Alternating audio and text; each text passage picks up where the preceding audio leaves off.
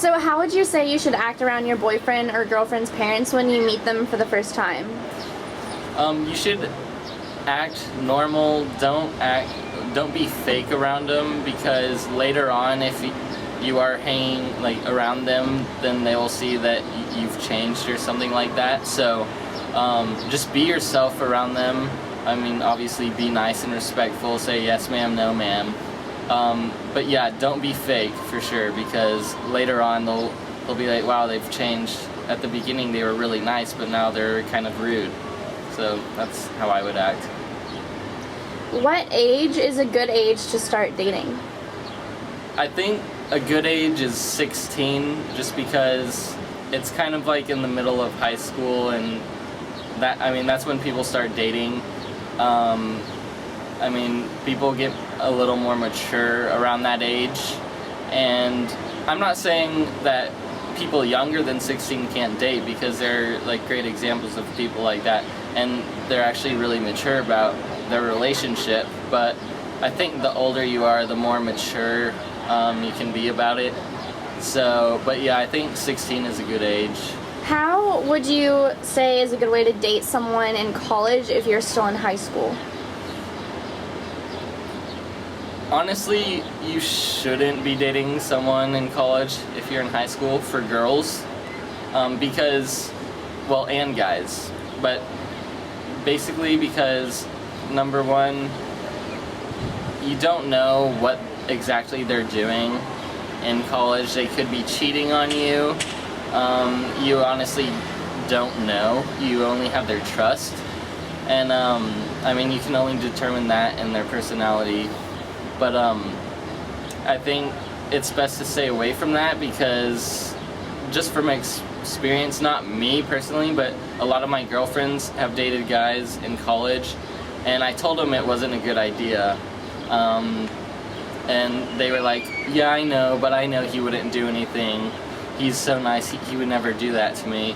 And every time I said that, and I'm not saying I'm always right, but each of my girlfriends that have done that all have been cheated on, and there's nothing they can do about it. But also you have the factors of not being able to see them that often.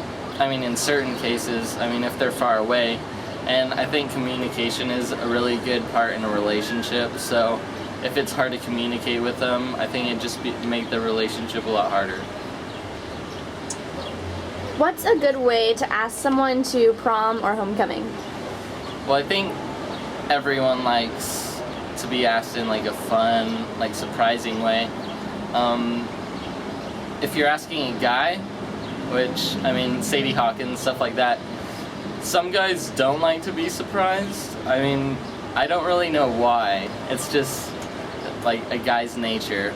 They're not going to be mad at you for doing it. So you can definitely surprise them, but I think good ways to, and I know that girls like to be surprised, even though it may be embarrassing for them. I think they still should be surprised. Some good ways, I think, what I did, when I asked Devin to homecoming, I had all the signs set up on the street, saying, Devin, will you go to homecoming with me? That was a little surprise, I guess, nothing big. But another fun one I saw recently at prom was at the end of one of our tests, this guy asked my friend to prom, and I thought that was a fun way. There's tons of ways, but those are just a few. What's your opinion on peer pressure? Peer pressure, I know it happens to everyone, but you really have to, I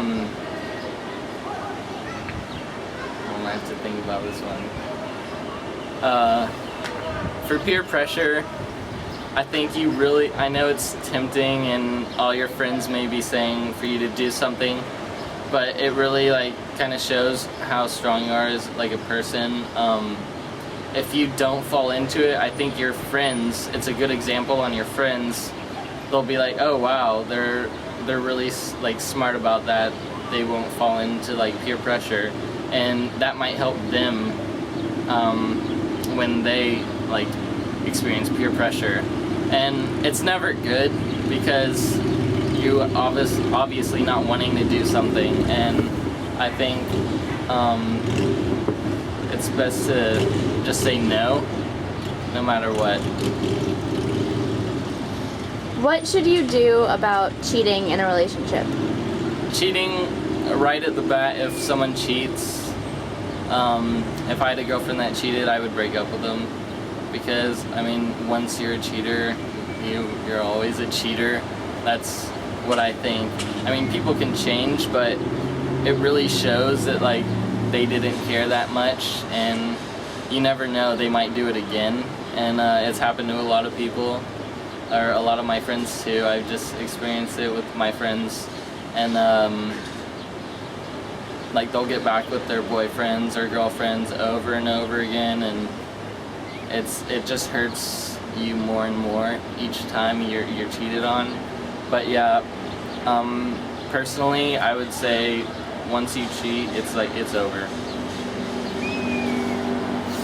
Should girls make the first move in a relationship, or would that mess things up?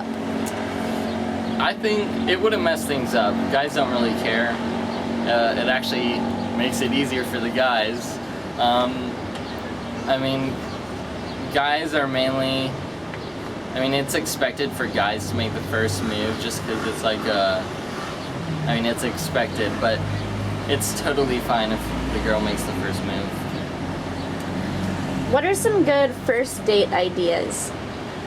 First good date ideas. I would say maybe a lot of people go to movies for like dates and stuff, which is good. I think like once you're in a relationship, that's good. But like you can't really talk to the person in a movie, so you don't get to like know them well. So I think a first date, a good idea for that would be maybe dinner and then a movie, if you really want to do the movie. But yeah, dinner, because I mean you get to sit down with the person and get to know them and talk with them, and then go to a movie. I mean, but yeah, if you're gonna have a first date, make sure it's like something interactive and you get to talk with the person and everything. So. What do you do if you like a popular guy and you're an average girl and all the girls he hangs out with don't like you?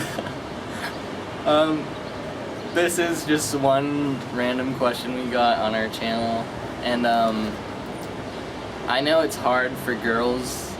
I mean, it's hard for guys too, like when they see, like say you're not a popular guy and you see like this really pretty girl that you want to like ask on a date or something, but she's with like all the jocks or something like that.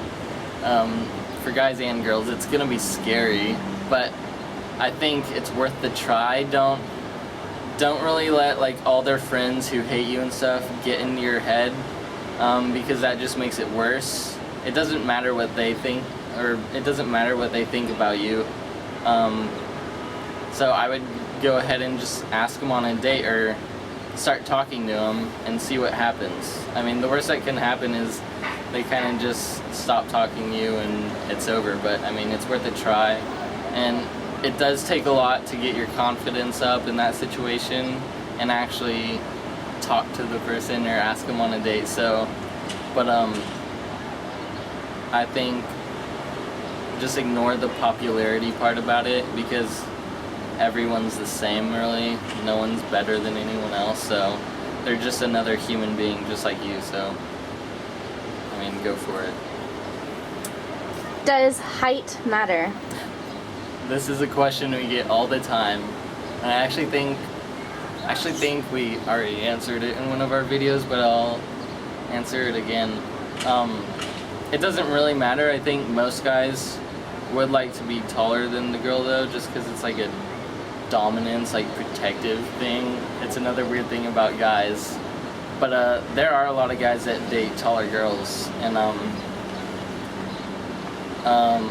so honestly, height doesn't matter. Also, very important, we do have a Facebook fan page for Our Advice for You, and we would like you guys to go like it, because that's where you can hear about our new videos being posted, We use it a lot actually, and there you can hear about upcoming events about Our Advice for You, and like fan meetings and stuff like that. Also, we do have a Twitter. It's at Our Advice for You, and also I have a Twitter at VBinBreedLove. So if you would like to follow Our Advice for You and me on Twitter, that'd be awesome. So we can like stay updated and everything. So I will put the links in the description so you guys can go like the fan page and follow us on Twitter and stay connected with us. Thanks.